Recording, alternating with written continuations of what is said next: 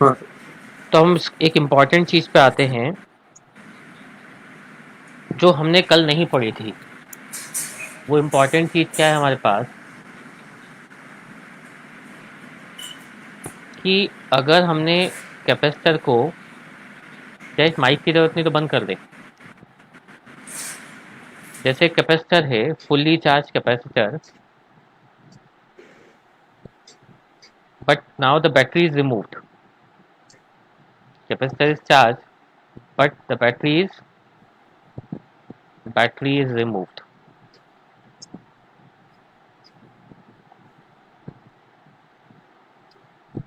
सो अगर हमने battery remove कर दी है और हमने इसके बीच में, देखो, दो केसेस लिए हमने, when first one is battery is removed and second part when battery is still connected. ये दो पार्ट हम देख सकते हैं। कैपेसिटर को हमने क्यू चार्ज दिया था, अब उसके बीच में हमने एक डाइलेक्ट्रिक सब्सटेंस डाल दिया,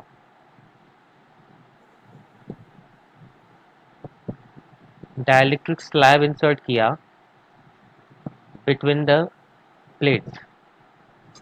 तो कैपेसिटेंस पे क्या इफेक्ट पड़ता है? कैपेसिटेंस के टाइम हो जाता है, दिख रहा है? When battery is disconnected, removed, first case हम ये देख रहे हैं, there is no effect on charge because battery तो कनेक्टेड ही नहीं है and charge is conserved, so there is no change in charge. Potential, the voltage और पोटेंशियल बिकम्स 1/k टाइम्स। यानी वोल्टेज जो होगा वो इनिशियल वोल्टेज का 1/k टाइम्स हो जाएगा। Electric field intensity still 1/k times हो जाएगी। And energy also becomes 1/k time, but this is wrong. There is no change in energy. No change in energy. क्यों होगा ऐसा, बता सकते हो? हमने बैटरी रिमूव कर दी है, अब हमने उसमें डाला डाइलेक्ट्रिक स्लैब। इलेक्ट्रिक फील्ड में रहेगी ना। इलेक्ट्रिक फील्ड वही है, और इवन अगर ऐसा होता तो लॉस ऑफ एनर्जी हुआ ये तो। सो एनर्जी कैन हाँ। Neither be created nor be destroyed. So energy में कोई चेंज नहीं आता है। बट अगर बैटरी कनेक्टेड है तो देखना क्या होता है। बैटरी कनेक्शन के केस में कैपेसिटेंस अभी भी के टाइम्स हुआ, मोस्ट इम्पॉर्टेंट चार्ज भी के टाइम्स हो गया, मतलब कैपेसिटर और चार्ज गेन करना स्टार्ट कर देता है।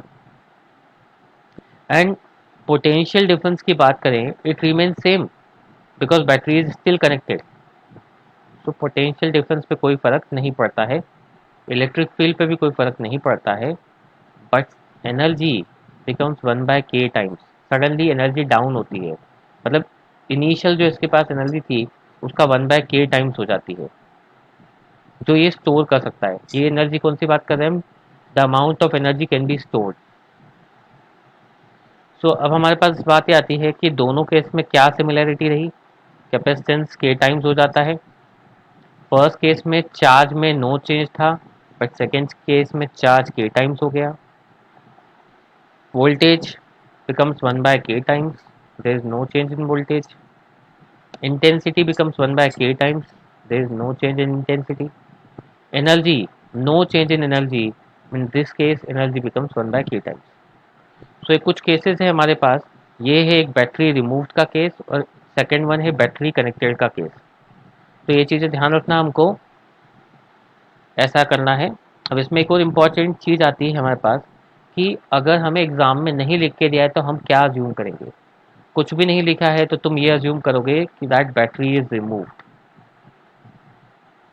एग्जाम में हो सकता है तुमको मेंशन नहीं किया जाए, तब क्या अज्यूम करना है हमें? That the battery is removed. तो ये हमने आज देखा कि अगर हम डाइलेक्ट्रिक स्लैब इंसर्ट करते हैं बिटवीन कैपेसिटर तो उसका क्या इफेक्ट होता है। अब हम आगे आते हैं इसमें एक नेक्स्ट पार्ट पे, जो इस चैप्टर का लास्ट पार्ट बचा है हमारा, that is when de Graaff generator. ये एक्चुअली हमारे कोर्स से बाहर की चीज़ है, कभी ये कोर्स में आता है कभी हटा दिया जाता है। फिर भी हम इसको डिस्कस करते हैं कि वेंडी ग्राफ जनरेटर एक्चुअली होता क्या है। इसको समझने के लिए हम एक एनिमेशन देखते हैं, उससे क्लियर होगा। वेंडी ग्राफ जनरेटर मीन्स होता है चार्जेस को एक्सेलरेट करने का वे। देखो इसमें क्या चीज़ है, एक है हॉलो स्फीयर, दिख रहा है यहाँ पे, इसके साथ हम्म। कनेक्टेड है एक कलेक्टिंग कोम। देन एक बेल्ट है जिसको एक पुली चलाती है, पुली R1, and that belt is insulating belt, जो एक कन्वेयर की तरह काम करता है। दैट मीन्स ये कंटिन्यूसली मूव कर रहा है बेल्ट। चलाने के लिए हमने इसको एक मोटर से कनेक्ट किया है। And here is a charge comb. इस चार्ज कोम को हाई टेंशन बैटरी से कनेक्ट किया जाता है, हाई टेंशन बैटरी से हमने इस कोम को कनेक्ट किया है। होता क्या है एग्जैक्ट चीज को समझने के लिए, और ये किस काम आता है, वेंडी ग्राफ जनरेटर हमारे किस काम का। तो वेंडी ग्राफ जनरेटर एक्चुअली जो होता है वो चार्ज को स्टोर करता है, जिससे हम क्या कर सकते हैं, पार्टिकल्स को एक्सेलरेट कर सकते हैं। जो negatively sorry positively charge particles है, नेगेटिवली चार्ज पार्टिकल इससे एक्सेलरेट नहीं हो सकते हैं। कौन से बात कर रहा हूँ मैं, only positively charge particles can be accelerated. क्या करेंगे हम, इसका क्या वे है और ये उसकी वर्किंग क्या है पहले वो समझते हैं। वर्किंग को समझने के लिए तुम लोग यहाँ देख सकते हो बेल्ट घूम रहा है, दिख रहा है यहाँ पे, and this comb is negatively charge, comb पे चार्ज है नेगेटिव।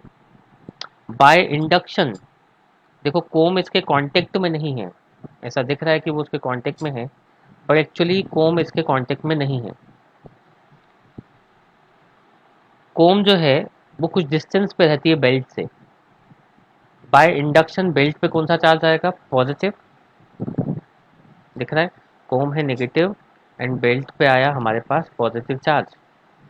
अब बेल्ट क्या कर रहा है, कंटिन्यूसली मूव कर रहा है। मूव करता हुआ बेल्ट ये दूसरी कोम के पास आता है, that is known as collecting comb. ये इसके कांटेक्ट में है। सो यहाँ होता है कंडक्शन, और इस पूरे स्फीयर पे पॉजिटिव चार्ज कलेक्ट होता जाता है। Sometime it becomes such a high voltage कि ये 10,000 वोल्ट तक पहुंच सकता है। इसका वोल्टेज 10,000 वोल्ट तक पहुंच सकता है। अब सपोज मैंने एक ट्यूब लगा दी है इसके अंदर, suppose there is a tube inside this Van de Graaff generator, और इस ट्यूब में एक पॉजिटिव चार्ज है, तो ऑब्वियस बात है पॉजिटिव पॉजिटिव को रिपेल करेगा, तो वो चार्ज एक्सेलरेट होकर बाहर आएगा। तो इस तरह से हम चार्जेस को एक्सेलरेट कर सकते हैं यूजिंग वेंडी ग्राफ जनरेटर। इसके कुछ लिमिटेशंस भी हैं। पहला और बेसिक लिमिटेशन तो ये है कि we can not accelerate other than positively charge particles. Neutral charge तो होगा ही नहीं, नेगेटिव चार्ज इसलिए नहीं कर सकते बिकॉज इस पर पूरा पॉजिटिव चार्ज है, तो वो अट्रैक्ट कर लेगा उसको। अब इसका एक फॉर्मूला है, उसको हम समझते हैं। फॉर्मूला समझने के लिए वेंडी ग्राफ का एक्चुअल इंटरनल कंस्ट्रक्शन हमें समझना पड़ेगा। वेंडी ग्राफ में एक्सटर्नल स्फेयर होता है, इसके अंदर एक छोटा सा स्फेयर और है। इस छोटे स्फेयर की रेडियस हमने स्मॉल आर ले ली, और बड़े स्फेयर की रेडियस कैपिटल आर ले ली। इन दोनों स्फेयर को आपस में कनेक्ट किया गया कंडक्टिंग वायर से। तो जो नेट वोल्टेज मिलेगा वो कैसे निकाल सकते हैं, as we know the voltage is 1/4πε0 Q by R at surface of small sphere, and at large sphere it is 1/4πε0 Q by capital R. सो अगर हमें टोटल कैपेसिटेंस निकाल वोल्टेज निकालना है, यह एक मिस्टेक है, यहाँ स्मॉल आ रहेगा, टोटल वोल्टेज निकालना है तो इन दोनों को सम अप करना होगा, and this is our total voltage, नहीं सॉरी, दोनों का टोटल लिया मैंने। एक्सटर्नल स्फीयर पे और इंटरनल स्फीयर पे टोटल वोल्टेज निकाल के हमने इन दोनों को माइनस किया, इन दोनों को माइनस कर दिया। ये स्मॉल चार्ज कहाँ पर है, स्मॉल क्यू है छोटे से स्फीयर पे, और कैपिटल क्यू है बाहर वाले स्फीयर पे।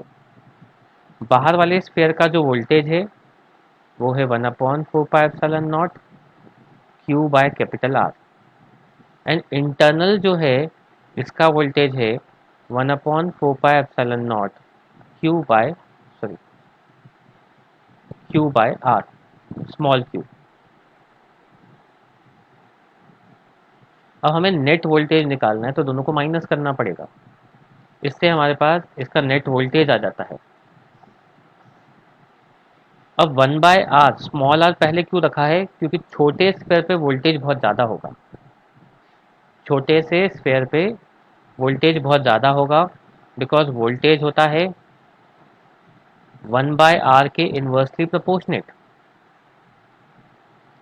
रेडियस जितनी छोटी होगी वोल्टेज उतना ही ज़्यादा होगा। सो हमने नेट वोल्टेज निकाला, और नेट वोल्टेज ये कहाँ आएगा, उस स्फेयर के सरफेस पे। इसी वोल्टेज से हम चार्ज को एक्सेलरेट करते हैं। सो इसका हम देखें यूज़ क्या है वेन डी ग्राफ जनरेटर का। It is use to accelerate positively charge particles, only positively charge particles. Negative particle हम चार्ज नहीं कर सकते हैं, यही इसका लिमिटेशन भी है। एक इम्पॉर्टेंट चीज़ हम ये देखें कि कोम से कैसे वो चार्ज हो गया था। एक्चुअली कोम क्या करती है, देखो अगर हम स्फेयर की बात करें, स्फेयर ऑफ रेडियस आर, तुम्हें पता होगा सरफेस चार्ज डेंसिटी जो होती है that is charge upon area. In case of sphere area is 4πr²। So surface charge density is inversely proportional to r²। यानी जितना छोटा सा स्फेयर होगा सरफेस चार्ज डेंसिटी उतनी ही ज़्यादा होगी। अब मैंने एक कोम ली जिसके टीथ बड़े बड़े थे, और एक कोम ली जिसके टीथ बहुत शार्प थे। अब शार्प टीथ मीन्स उनका एंड छोटा सा सर्कल बनाएगा, स्फेयर बनाएगा, जिसकी रेडियस बहुत कम होगी। अब रेडियस कम है तो सरफेस चार्ज डेंसिटी इनके सरफेस पे सबसे ज़्यादा मिलेगी हमें, और यहाँ सरफेस चार्ज डेंसिटी कम मिलेगी। सो अगर हम सरफेस चार्ज डेंसिटी को कंपेयर करें तो शार्प एंड्स पे हमें चार्ज की डेंसिटी सबसे ज़्यादा मिलती है। मतलब चार्ज हमेशा कहाँ कंसंट्रेटेड होता है, शार्प एंड्स पे। समझ रहे हो मेरी बात, शार्प एंड्स पे हमेशा चार्ज कंसंट्रेटेड रहता है। तो यही हमने वेन डी ग्राफ जनरेटर में भी यूज़ किया। वेन डी ग्राफ में हमने एक शार्प कोम का यूज़ किया था। वो शार्प कोम जो थी उसके एंड्स पे चार्ज हो गया कॉन्सेंट्रेट, जिससे बेल्ट चार्ज हो जाता है, बेल्ट से ये स्फेयर चार्ज हो जाता है। तो ये हमने आज पढ़ा वेन डी ग्राफ जनरेटर, जो रेयरली एग्जाम में पूछा जाता है, बट हमें ध्यान रखना है वेन डी ग्राफ जनरेटर किस काम आता है। बाकी ये चैप्टर तुम लोगों का कंप्लीट है। इसमें कल हमने जो जो चीज़ें पढ़ी थी मैंने अभी रिवाइज करवाई तुम लोगों को। किसी को कोई डाउट हो तो पूछ सकते हैं, नहीं तो मैं स्टार्ट करूंगा अभी न्यूमेरिकल्स। एनसीईआरटी के न्यूमेरिकल स्टार्ट करेंगे हम इस चैप्टर के। किसी को कोई डाउट इसमें? ठीक है, आगे आते हैं हम लोग इसके न्यूमेरिकल्स पे।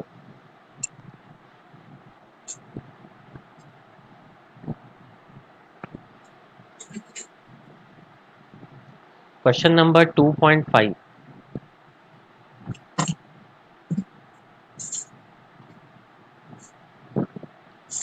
A parallel plate capacitor with air between the plates has a capacitance 8 picofarad.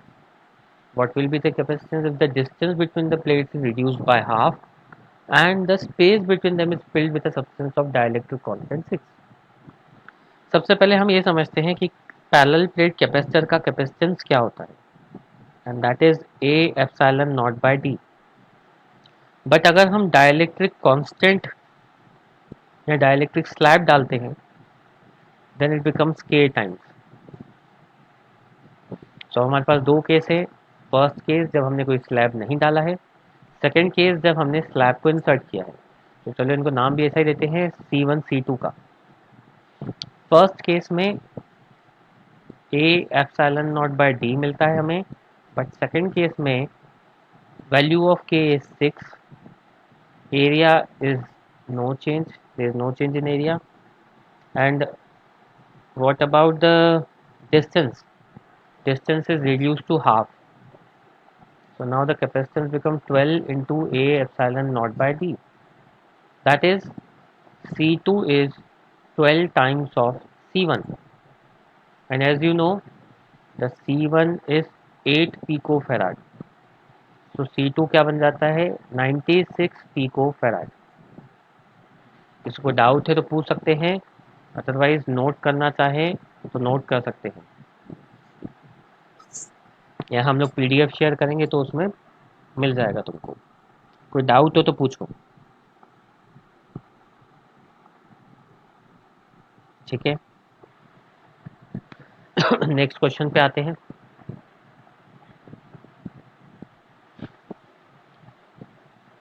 2.6.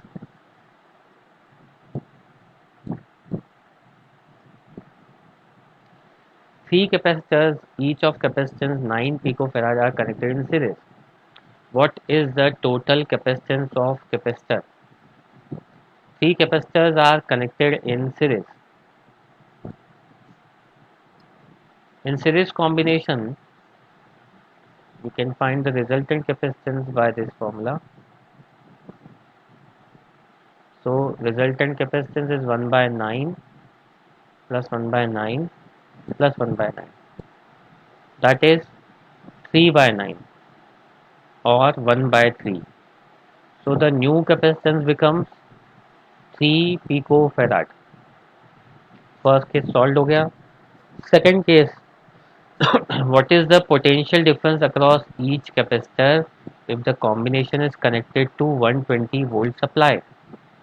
What is potential across each capacitor?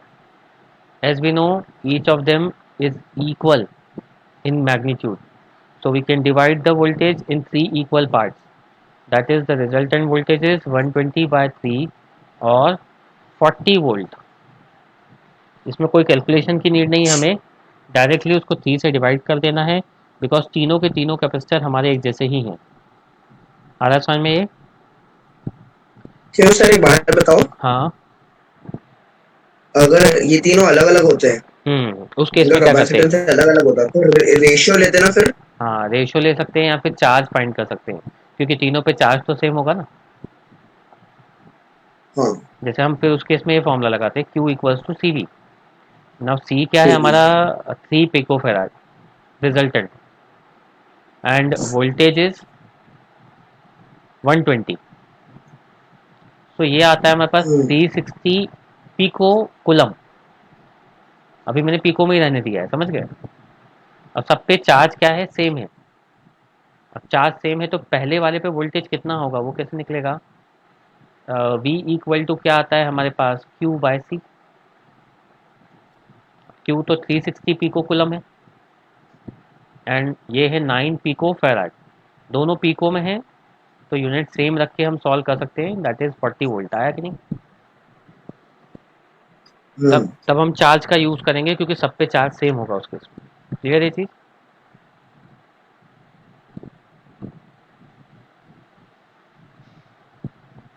अब आते हैं नेक्स्ट क्वेश्चन पे हम लोग. Question number 2.7.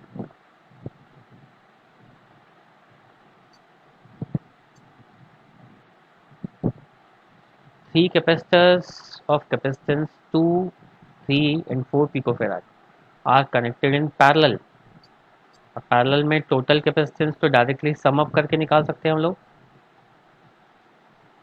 Total capacitance in case of parallel is C1 plus C2 plus C3. That is 2 plus 3 plus 4, 9 picofarad. What is total capacitance? First case solve हो गया. Charge on each capacitance if combination is connected to 100 volt supply. Charge कैसे निकलेगा? Q equals to क्या होता है? CV. Total charge निकालते हैं पहले.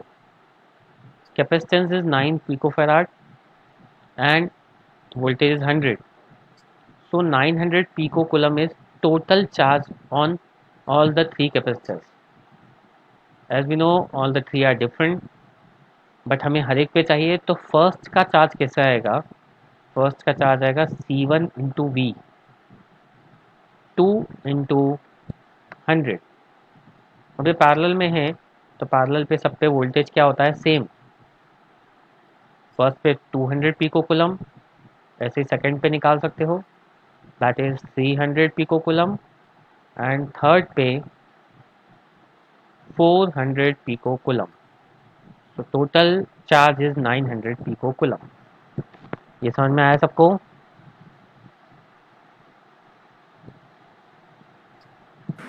Yes.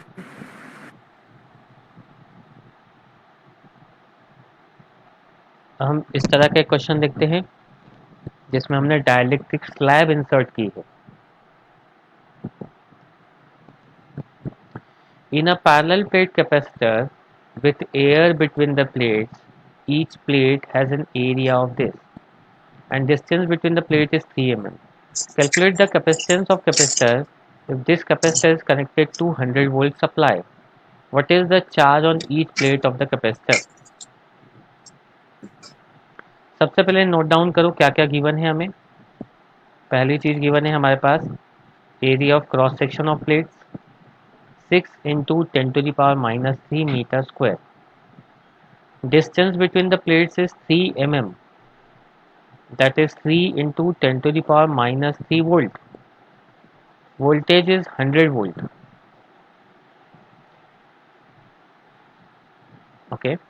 Then calculate the capacitance of sir capacitor. Metre, वो मीटर होगा ना, metre three metre into ten to Oh, the power sorry. Minus 3 metre. Okay, okay. Meter. So capacitance is A epsilon naught by D. A क्या है हमारे पास, 6 into 10⁻³ epsilon naught की value 8.85 8.85 into 10 to the power -12, 12 and D, minus. Value of D is 3 into 10⁻³ तो ये तो cancel हो गए, ये 2 आया, 2 से इसको मल्टीप्लाई करते हैं, ये आता है हमारे पास 17.7, 17.7। 7 into 10⁻12 farad, that is pico farad में अगर हम कन्वर्ट करें तो 17.7 पीको फेराड। बट एक और चीज़ पूछी है हमसे इन्होंने, 100 वोल्ट गिवन है और चार्ज निकालना है। इजी है, चार्ज कैसा आएगा, Q equals to C V करके,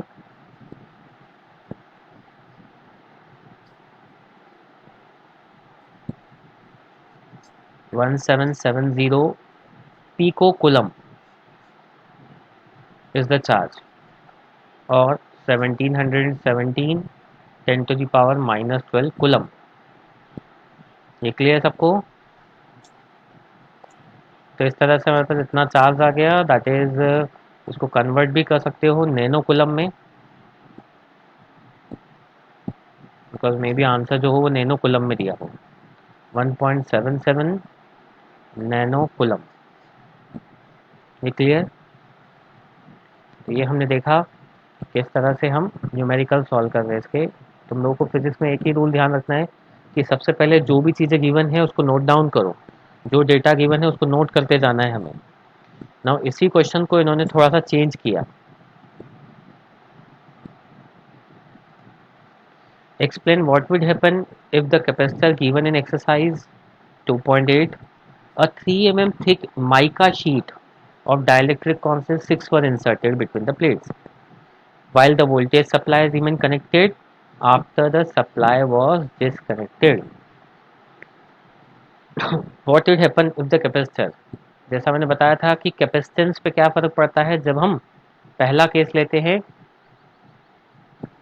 के times. when the voltage supply remains connected, there is no change in battery is still connected. हम फर्स्ट पेज पे देख सकते हैं हमारे, जो हमने स्टार्टिंग में पढ़ा, when battery is still connected the capacitance become k times, charge also become k times, and there is no change in voltage।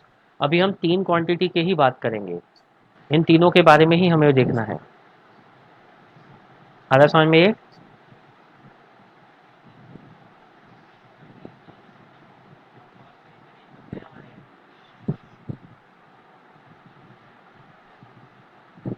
तो हम इसमें देखते हैं क्या क्या चीज़ें आती है हमारे पास। हमारे पास देखा हमने कि capacitance when the battery is connected, new capacitance become k times, that is 6 into 17.7 pico farad. इससे आंसर आ जाएगा हमारा। What about charge? The new charge also becomes k times and the charge was 1.77 nanocoulomb into 6. Voltage remains same, that is 100 volt. But in second case क्या होगा? Is there any change in capacitance? Capacitance become k times. What about charge? Charge remains same. And what about voltage? Voltage becomes 1 by k times. किसी को doubt यहाँ तक? किसको doubt है तो पूछ सकते हैं।